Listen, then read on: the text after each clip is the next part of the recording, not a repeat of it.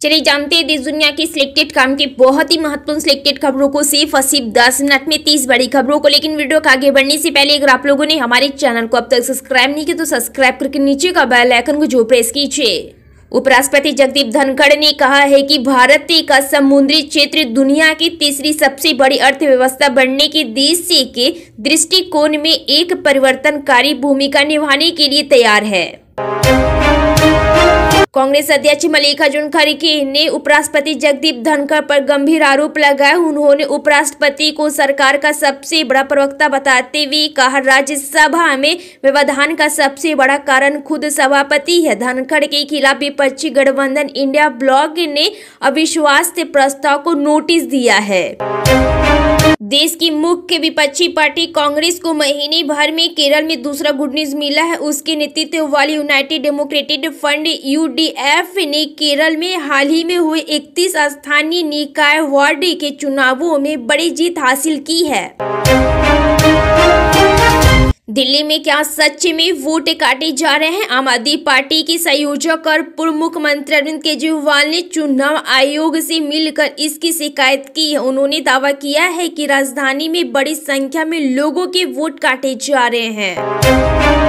लोकसभा में रेलवे कानून में संशोधन करने के लिए एक विधेयक पारित किया गया। इस पर सरकार ने जोर देकर कहा कि इससे रेल का निजीकरण नहीं होगा। रेलवे संशोधन विधेयक पर बहस का जवाब देते हुए रेल मंत्री अश्विनी वैष्णव ने निचले सदन में कहा कि एक झूठी कहानी फैलाई गई थी कि संशोधन से रेलवे का निजीकरण हो जाएगा।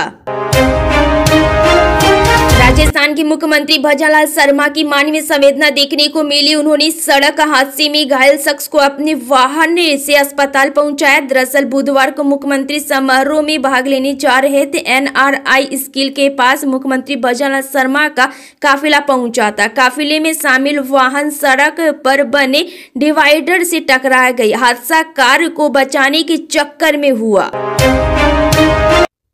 मध्य प्रदेश में चल रही शीतलहर की वजह से स्कूलों के समय में परिवर्तन कर दिया गया है। मध्य प्रदेश की राजधानी भोपाल और इंदौर में कलेक्टर ने आदेश जारी करते हुए स्कूलों को अब सुबह 9 बजे से शुरू किए जाने को कहा है। कोरोना महामारी के दौरान केंद्र सरकार द्वारा पश्चिम बंगाल सरकार की मदद नहीं दिए जाने के आरोपों को लेकर लोकसभा में तृणमूल कांग्रेस और सत्ता पक्ष के सदस्यों के बीच तीखी नोकझोंक हुई है और सदन की कार्यवाही 4 बजे 10 मिनट पर आधे घंटे के लिए स्थगित करनी पड़ी। उच्चतम न्यायालय ने दिल्ली वक्फ बोर्ड धन संशोधन मामले में गिरफ्तार 2 आरोपियों को जमानत दे दी है। न्यायालय ने उनके लंबे समय से जेल में रहने तथा निकट भविष्य में मुकदमा शुरू होने की संभावना नहीं होने को ध्यान में रखते हुए यह कदम उठाया। हरियाणा की राजनीति में साल 2024 हमेशा यादगार रहेगा क्योंकि इस साल सूबे में सियासत का सबसे बड़ी लड़ाई हुई है। जीती की हैट्रिक बनने को भोपाल और 10 साल बाद हाथ में सत्ता की वापसी को कांग्रेस विधानसभा चुनाव मैदान में उतरी। पश्चिम बंगाल की मुख्यमंत्री ममता बनर्जी ने केंद्र सरकार से बांग्लादेशी में अल्पसंख्यकों की सुरक्षा सुनिश्चित करने की मांग की है और यह भी कहा कि जो लोग वापस भारत आना चाहते हैं उन्हें वापस लाया जाएगा। बनर्जी ने यह बात दीघा में पत्रकारों से बातचीत के दौरान कही। मुख्यमंत्री दीघा में जगन्नाथ मंदिर के निर्माण की प्रगति का जायजा लेने के लिए 2 दिवसीय दौरे पर है। कांग्रेस नेता राहुल गांधी ने अपनी ट्विटर अब एक्स हैंडल पर एक पोस्ट के जरिए अपनी एक छोटी सी यात्रा के बारे में बताया जो दिल्ली में एक किराना स्टोर की है। इस स्टोर का दौरान करने के बाद उन्होंने अपनी पोस्टर शेयर कर लिखा कि क्विक कॉमर्स का विस्तार स्थानीय किराना दुकानों के लिए बड़ी मुसीबत बने हैं और इनके चलते ये तेजी से बंद होते जा रहे हैं जो चिंता का विषय है।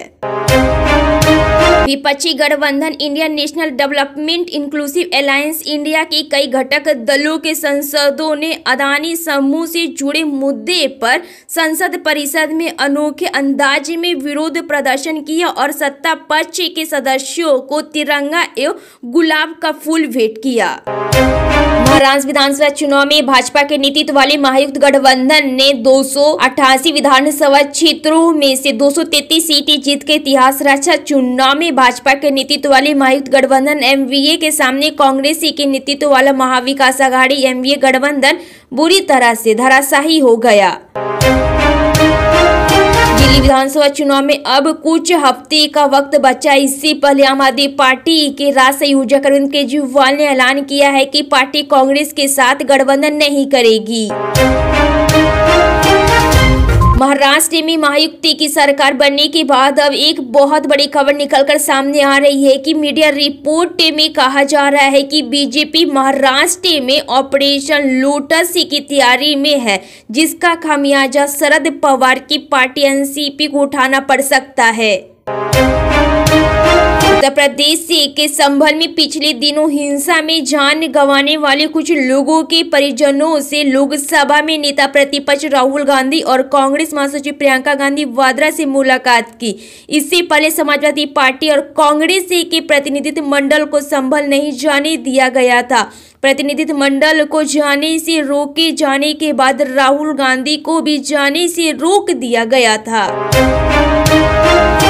महाराष्ट्र विधानसभा चुनाव में भाजपा रूसी के गठबंधन को 230 सीटों पर जीत मिली। अकेले भाजपा ने ही 148 सीटों पर चुनाव लड़कर 132 पर जीत हासिल की। अब भाजपा नेता देवेंद्र फडणवीस सीएम बन गए हैं और पहली बार इतनी ज्यादा सीटों के साथ सत्ता में है।